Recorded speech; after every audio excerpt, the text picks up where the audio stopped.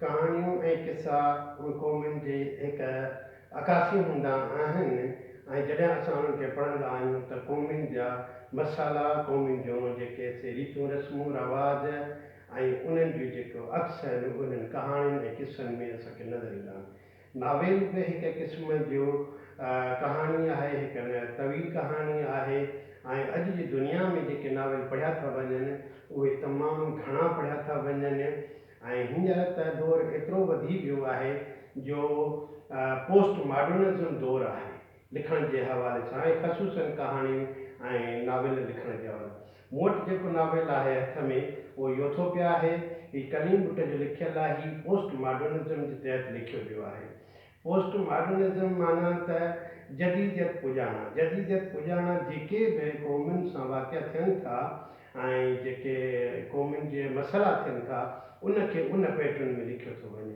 कलीम बुट ही पहिरियों दफ़ो अहिड़े क़िस्म जो नावेल लिखियो आहे ऐं अॻु बि हिन जा 7 नावेल छपी चुका आहिनि, ॾाढा सुठा ऐं बहितरीन।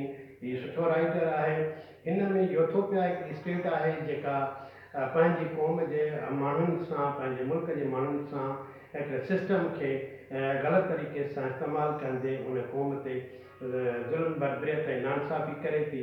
हिन में हिकु नावेल में 2 किरदार अहिड़ा आहिनि, हिकिड़ो मासूमो ऐं ॿियो जेबी जो, जेके असांजे लाइ नवां हिकिड़ा किरदार आहिनि। जीअं उन्हनि उहे किरदार अधु मर्द आहिनि अधु औरतूं आहिनि ऐं उन में जेका सा हिसासियत आहे इंसानियत वारी शइ आहे, जेके उहे उन क़ौम जे ॾुखनि दर्दनि ऐं अहंजनि जे हवाले सां कमु कनि था ऐं इंसान दोस्त किरदार आहिनि।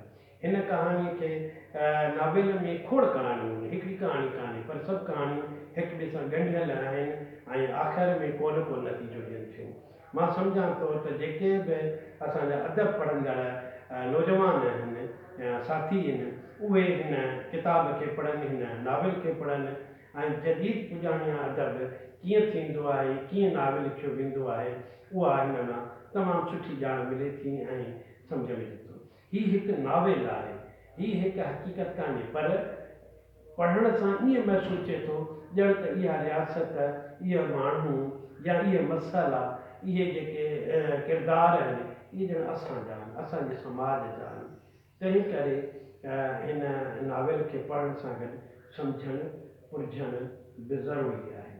हीउ कलीम बुट लिखियो आहे नावेल, खे मां मुबारक ॾियां थो ऐं संदसि हिकिड़ी ॿोलीअ लाइ, हिकिड़ी अदब लाइ वाधारो।